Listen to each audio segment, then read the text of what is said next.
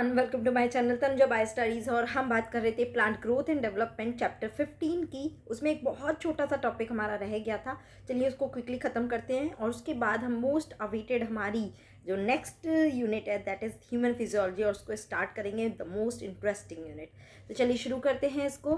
So next topic जो हमारा रह गया था which is what photo periodism, मतलब क्या कि प्लांट में फ्लावरिंग करने के लिए भी लाइट की कुछ एक पीरियड ऑफ लाइट हमें रिक्वायर्ड होता है। उतने आवर्स का अगर लाइट मिला तभी वो प्लांट फ्लावरिंग करेगा। तो इसके बेस पे अलग अलग फ्लावर होते हैं। किसी को लाइट ज़्यादा चाहिए होती है फ्लावरिंग के लिए, किसी को कम लाइट चाहिए होती है फ्लावरिंग के लिए। तो चलिए बात करते हैं।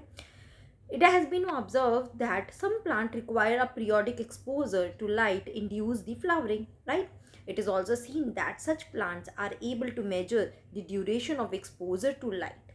For example, some plants require the exposure to light for a period exceeding a well-defined critical duration. देखो critical duration यानी critical photo period आप चाहे इसको बोल सकते हैं। मतलब क्या, एक ऐसा जो स्टैंडर्ड एक है ना, एक स्टैंडर्ड फोटो पीरियड है जिस पर फ्लावरिंग चाहिए, right?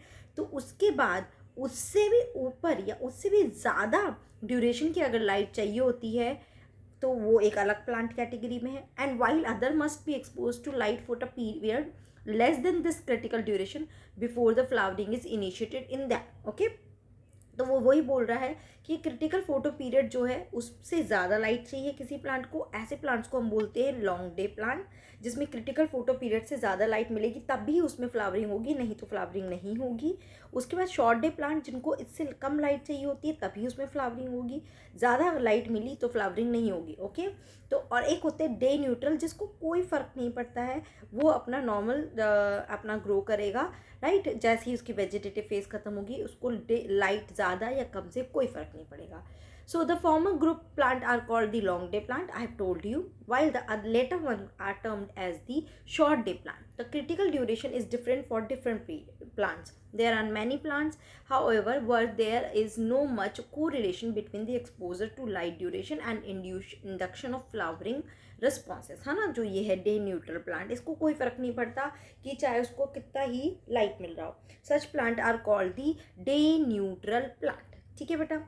Now it is now also known that not only the duration of light period but that the duration of dark period is also an equal importance. Okay, मतलब basically हम कह सकते हैं कि जो शॉर्ट डे प्लांट है उसके लिए मेनली हम बात करेंगे कि हमें अनइंटरप्टेड डार्क पीरियड चाहिए rather than light period, right? So hence it can be said that the flowering in certain plant depends not only on a combination of light and dark exposure but also their relative duration. Okay, कि उनका duration कितना आ रहा है। This response of plant to period of day night is termed as photoperiodism.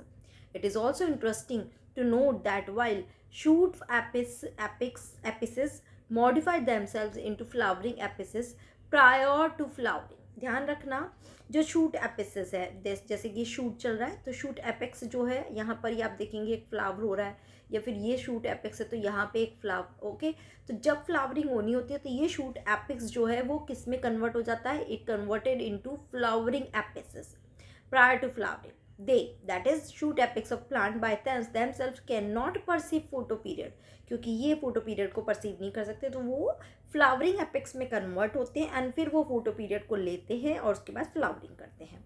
The site of perception of light और dark duration are the leaves. देखो वो कहना क्या चाह रहा है कि लीव्स ही हैं जो लाइट को कैप्चर कर सकती हैं, ये शूट एपेक्स लाइट को कैप्चर नहीं कर सकते हैं। So it has been hypothesized that there is a hormonal substance that is responsible for flowering, कि बहुत ज़्यादा फ्लावरिंग मिली, लीफ ने फोटो लाइट को एब्जॉर्ब किया, उसके रिस्पॉन्स में कुछ हार्मोन रिलीज हुए और वो हार्मोन रिस्पॉन्सिबल होंगे फ्लावरिंग के लिए ultimately. This hormonal substance migrate from leaves to shoot apex for inducing flowering only when the plant are exposed to necessary inductive photo period। समझ आया? इसको हम फ्लोरिजन बोलते हैं, जो ये सब्सटेंस रिलीज होता है। This is called the florigen, जो लीव्स इतना एब्जॉर्ब करने के बाद ये प्रोड्यूस करती है, जो शूट एपेक्स को फ्लावर एपेक्स में कन्वर्ट कर रहे हैं और उसके बाद उसमें से फ्लावरिंग होता है। समझ आया फोटो पीरियोडिज्म। नेक्स्ट बात करते हैं वर्नेलाइजेशन। वर्नेलाइजेशन को अगर एक छोटे से टर्म में समझेंगे तो it is chilling treatment. Chilling treatment किसके लिए? फॉर फ्लावरिंग, ठीक है, कई बार फ्लावरिंग करने के लिए हमें चिलिंग ट्रीटमेंट भी देना होता है, तब जाके उसमें रिप्रोडक्टिव फेज आती है. So they are the plant for which flowering is either quantitatively और qualitatively depends on the exposure to low temperature. This phenomenon is termed as vernalization. It prevent precocious reproductive development late in the growing season. मतलब कि क्या vegetative phase को बहुत ज़्यादा short कर देगी, फटाफट से ग्रो हो जाएगा प्लांट और जल्दी से वो रिप्रोडक्टिव फेज में रीच हो जाएगा और इसकी वजह से जल्दी फ्लावरिंग होगी. And enable the plant to have sufficient time to reach the maturity. Vernalization refers especially to the promotion of flowering by a period of low temperature. Some important, ठीक है, ये समझ आया ना, लो टेम्परेचर देके हम flowering करा रहे हैं. Some important food plants, wheat, barley, rye have two kind of variety. देखिए अब ना फॉर एग्जाम्पल हम वीट को लेके चलते हैं तो दो वैरायटी है, सबकी दो वैरायटी है. एक विंटर वैरायटी होती है, एक spring variety. The spring variety are normally planted in spring and come to flower and produce the grain before the end of growing season. ठीक है ना, और स्प्रिंग सीजन के ख़त्म होने तक और समर तक, जस्ट समर तक आते आते वो क्या दे देगी, ग्रेन्स दे देगी और उसको हम मार्केट में सेल आउट कर देंगे. ठीक है ना, समझ आया. बट जो विंटर वैरायटी है, the problem is with winter variety. तो है ना, स्प्रिंग की तो बात देखिए, अगर स्प्रिंग वैरायटी की बात करें तो स्प्रिंग वैरायटी को हमने नॉर्मली सोन किया किसमें, स्प्रिंग में. वो ग्रो हुई और उसने स्टार्टिंग ऑफ समर, है ना, स्टार्टिंग ऑफ समर या फिर आप बोल सकते हो एंड ऑफ स्प्रिंग के आते आते उसने ग्रेन्स दे दिए.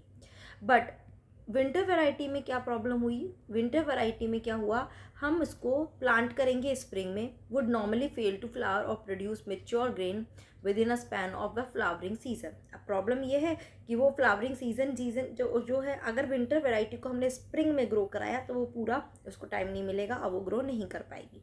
Hence they are planted in autumn. इसलिए उनको कब लगाना पड़ता है, ऑटम में लगाना पड़ता है. ऑटम में लगेगा, फिर स्प्रिंग जाएगा और फिर उसके बाद एंड आते आते समर में. तो it is taking too much time to give the grain. So they germinate and over winter come out as a small seedling. Sorry winter आएगा, है ना, विंटर आया, फिर उसके बाद resume grow in spring and are harvested usually around mid summer. दोबारा समझा देती हूँ, समझ में आया. स्प्रिंग वैरायटी को हमने स्प्रिंग में सोन किया और मिड समर तक आते आते उसने ग्रेन्स दे दी, कोई प्रॉब्लम नहीं है. बट विंटर वैरायटी को अगर हमने स्प्रिंग में सोन किया तो स्प्रिंग में वो ग्रो नहीं कर पाएंगे, उसको हमें ग्रो कराना होता है ऑटम में. ऑटम के बाद वो विंटर में छोटी छोटी सीडलिंग आएगी, फिर वापस उसकी ग्रो रिज्यूम हो जाएगी स्प्रिंग में. Actually main season is this one, spring से समर के बीच में ही ग्रोथ होती है या फ्लावरिंग होती है ज़्यादा. फिर वो स्प्रिंग में ग्रो करेंगे, अच्छे से फ्लावरिंग करेंगे और समर के एंड तक. तो मतलब it is taking almost 1 year to give the grains और to give the product. So another example of vernalisation is seen in biennial plant. Okay, तो पहले इसका समझते हैं. तो इसलिए अगर हम इसको वर्नेलाइजेशन का ट्रीटमेंट देंगे तो वर्नेलाइजेशन के बाद में अगर इसको हम वर्नेलाइजेशन कर देंगे तो अगर अब हम सीड को स्प्रिंग में ग्रो करेंगे तो ये समर तक आते आते हमें ग्रेन दे देगा.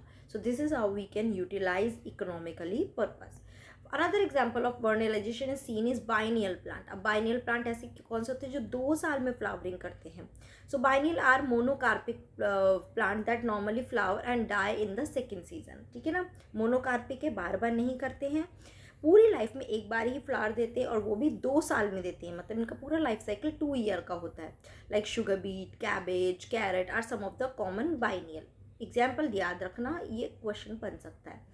तो अब इसमें भी अगर हमने वर्नेलाइजेशन का दे दिया तो विद इन 1 year वो पूरा प्रोडक्ट दे देगा रादर देन टेकिंग 2 year.